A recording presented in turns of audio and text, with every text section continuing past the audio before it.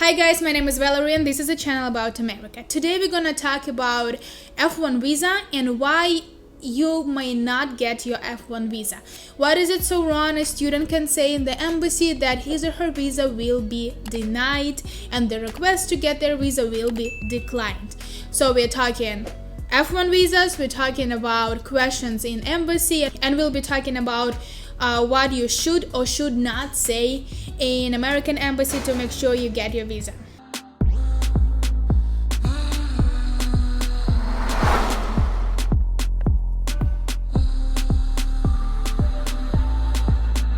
So there are different reasons why your visa can be denied.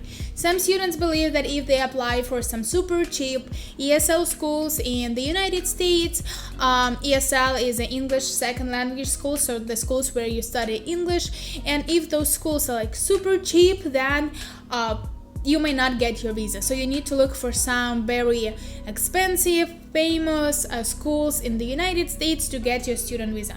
On one side, it kind of makes sense, but on the other side, I had students who applied to one of the most cheap schools in the United States and they got their visas. So in my personal opinion, it all depends on your personal story, on your personal situation, who you are, what do you do, why do you need to get your F1 visa, what are you planning to study, where are you planning to go, how much money do you make, etc. So there are lots of factors which influence the decision of the consular when they decide whether to give you or not to give you F1 visa. And also, in addition to that, they are really good psychologists, so if you're going to embassy and lying about lots of stuff, they're gonna know that, they will notice it. So please don't lie in the embassy, please be honest as much as you can, because they're gonna know. I don't know how, but they definitely gonna know. But now let's talk about different reasons why your visa request might be declined. So first of all, one of the situation and the reason might be the situation when you are going to study in the same city in the United States where you used to be before. So for example, before you came to the United States as J1 student during the work and travel program, and you were in Wisconsin, and now you're going to study in a college in Wisconsin as well. Why? America is so huge. It might look suspicious a little bit because probably you got some friends there, probably you got some connections there, yeah, because why else would you go to the same place if you have the whole America to choose from where to study? So this is just like one of the ideas about what might look a little bit suspicious, I guess. And if there is an actual good reason for you to go exactly to that state, you need to be ready to answer that, because if you were in this state or the same city before, you will be asked that question, why are you going there again, and you paying lots of money to go to the same state when you get an opportunity to choose any other place in America. So just be ready to answer that question if this is your case, if this is situation describes your case. Another reason why F1 students might not get their visas is because they don't have any job currently. If you are a grown up, if you are now over 25, if you're over 30, 35, doesn't matter, you still don't have a job, but you want to go to America and apply for F1 visa and study there, you need to have a really good reason to spend that much money and to go, for example, abroad and learn English, because currently you don't have any income, currently you don't make any money, and you are willing to spend lots of money on another education. How come? Why so? Yeah, why will keep you from staying in the United States and not coming back? So it's not like you can do something about it. If you don't have a job, you don't have a job, but just please think a little bit more careful about what would the reason for the education be, because if you're 35 and you all the way suddenly decide to go and learn IT in the American college, why wouldn't you do it in your country? Or you decide to go and learn English, why did you decide to learn English all the way suddenly? If you don't know any English, you probably would not be able to learn it within 2-3 months, and you coming back to your country, what's going to be different, yeah, how that new knowledge will help you in your future goals. If we're talking here about ESL schools, if we're talking about students who want to go abroad and want to go to the United States and learn English, then I guess it should be somehow connected to their work, and should be somehow connected to their possible achievements in work, and I don't know, the pay raise or something like that. Otherwise, it just, I don't know, even to me it doesn't make any sense to go spend so much money on a trip and on the education to learn English if you're planning to go back home and you don't have anything else to do, you don't have any job, you're gonna have to start everything again from scratch. Like, doesn't make any sense to me at all. But of course, all situations are different. People are going through different stages in their life. Someone would just really wake up one day and be like, hey, I really want to go learn English. I really want to go improve my English, and I don't have a job right now, but I'll find one when I'm going to be back. But just also be ready to answer the questions which are going to be job related. Another thing which might look a little bit suspicious is that if you have a sponsor who live in the United States.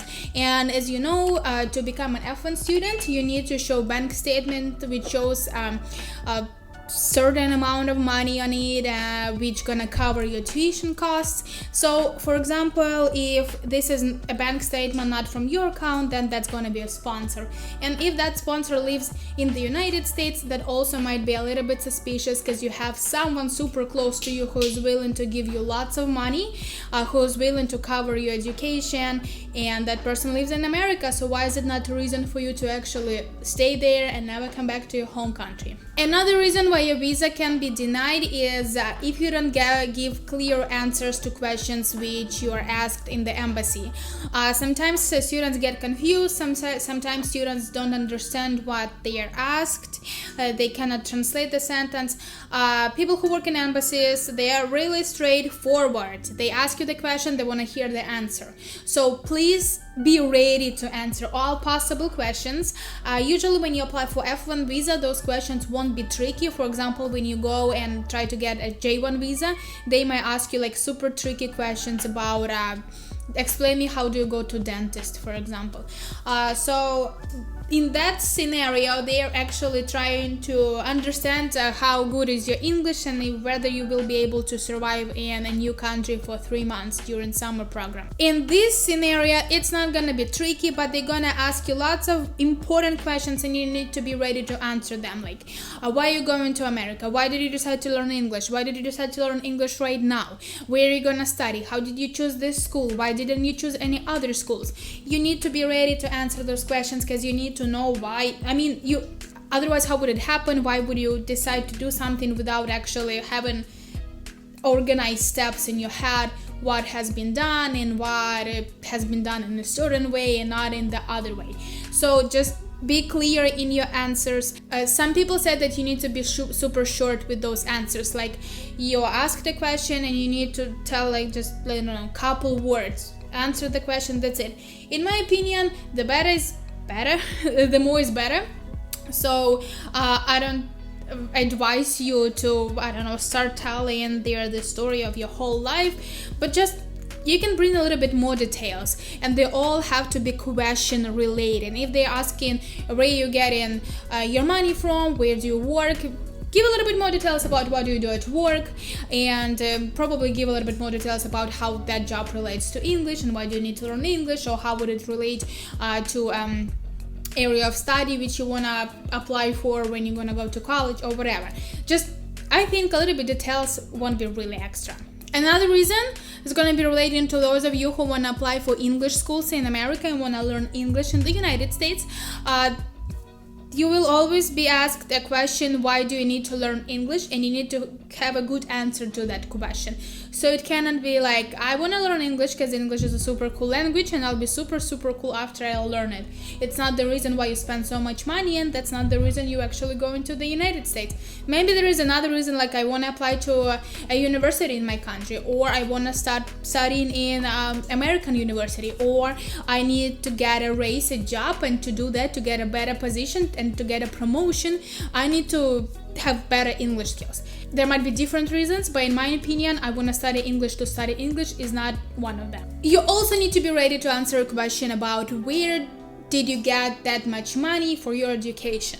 So if, for example, you're showing $17,000 in your bank account, please be ready to answer where those money came from, whether you made them, where did you work, what was your job, what was your occupation, or someone gave it to you, or if it's a sponsor and you're showing a bank statement from your sponsor's account, just be ready to answer why is that person willing to pay so much money for you, who is that person, if he is not your father or mother, if that's a relative or even a friend and you don't have any family connections with the person, just be ready to answer where the money came from. Because if you just say I just have money, it's also not a good answer, I guess. Doesn't make any sense. Also, now due to COVID, lots of embassies in different countries got shut down, so people have to travel abroad to get their visas in any other countries. But if your embassy in your country is working and for some reason you're applying for visa in another country, you might be asked a question, why so? Please just be ready to answer, because I really don't even know why would you go to another country to apply for visa even if you have the embassy in your country open.